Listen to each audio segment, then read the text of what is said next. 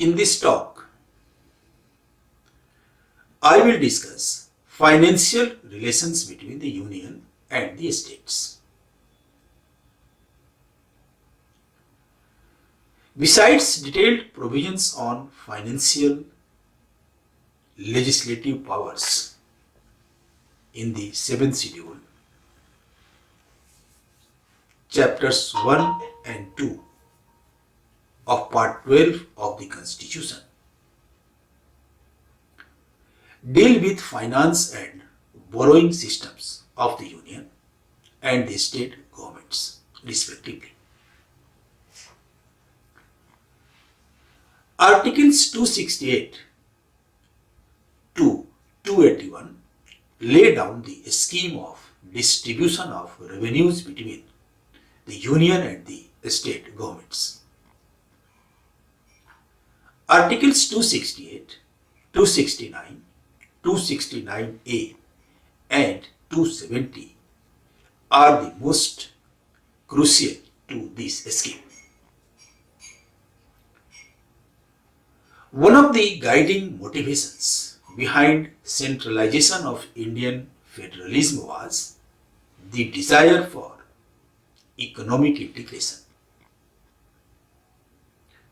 At the time of the drafting of the Constitution, there seems to have been an understanding that major industries would be in the domain of the Union, key industries, defense, and the industries declared by Parliament to be of national interest, in particular being of the Union's concern.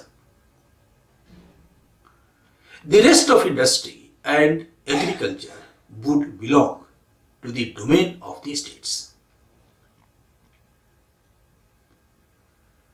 According to Article 268, such stamp duties as are mentioned in the Union list are levied by the Union but collected by and assigned to the respective states.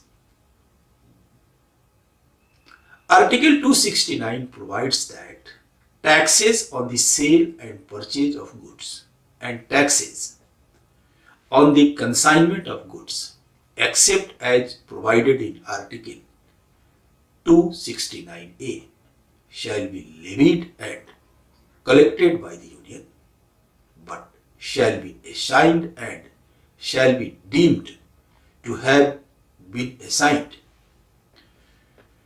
to the states on or after the first day of April 1996 and distributed among these states in accordance with such principles of distribution as may be formulated by Parliament by law. According to the newly inserted Article 269A, which was inserted in September 2016, goods and services tax on supplies in the course of interstate trade or commerce shall be levied and collected by the Government of India, and such tax shall be apportioned between the Union and the states in the manner as may be provided by Parliament by law on the recommendations of the Goods and Services Tax Council. Further, Article 270 provides that all taxes and duties referred to in the Union list, except the duties and taxes referred to in Articles 268, 269 and 269A respectively, surcharge on taxes and duties referred to in Article 271 and any cess levied for specific purposes under any law made by Parliament shall be levied and collected by the Government of India and shall be distributed between the Union and the states considering the recommendations of the Finance Commission. The tax collected by the Union under Clause 1 of Article 246A shall also be distributed between the Union and the states, considering the recommendations of the Finance Commission.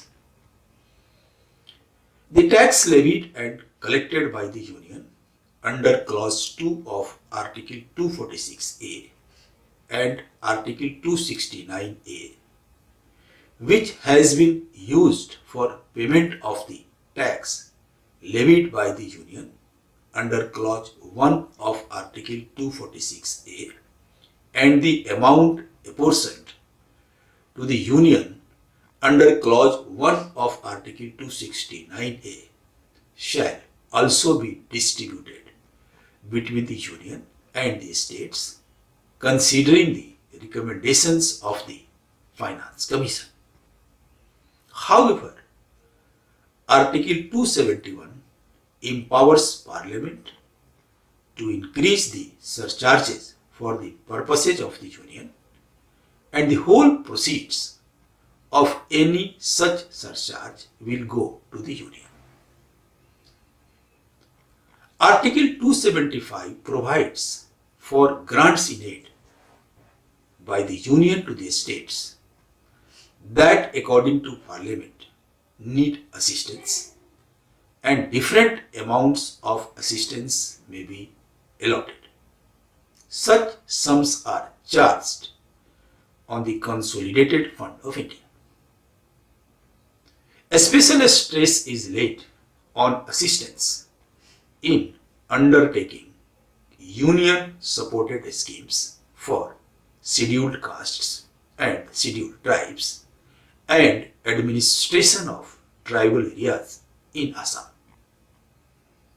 In terms of Article 280, there is a crucial role assigned to the Finance Commission, appointed by the President every 5 years, in the recommendation of revenue shares and grants in aid. The Commission also recommends measures to supplement the resources of the local bodies.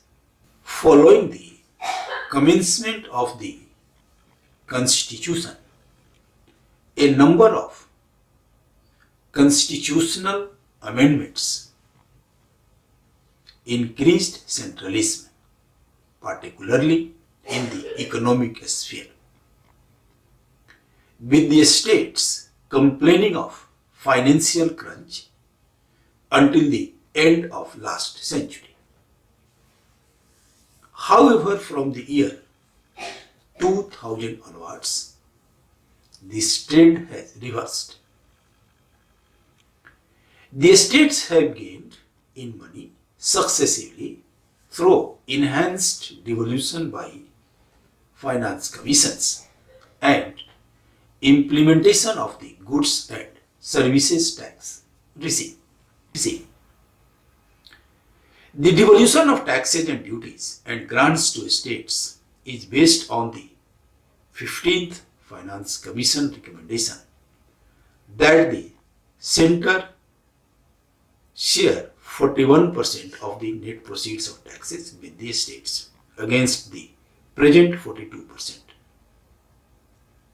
It also suggested that the center retain financial resources equivalent to 1% of the net proceeds of taxes with itself for financing the requirements of the newly formed Union territories of Jammu and Kashmir and Ladakh. The Finance Commission follows a horizontal devolution formula to arrive at tax devolution. The formula assigns weightage for various criteria such as the state's population 15%, area 15%, and income distance 45% to arrive at the devolution. Among the components of central taxes and duties to states, central GST accounts for the largest share of devolution in volume followed by income tax collection and corporation taxes. According to the Finance Commission's assessment, gross tax revenues for the period financial year 22 to financial year 26 are expected to be 135.20 lakh crore, of which the divisible pool after deducting cess and surcharges and cost of collection is estimated at 103 lakh crore. In brief, this is about the financial relations between the union and the states.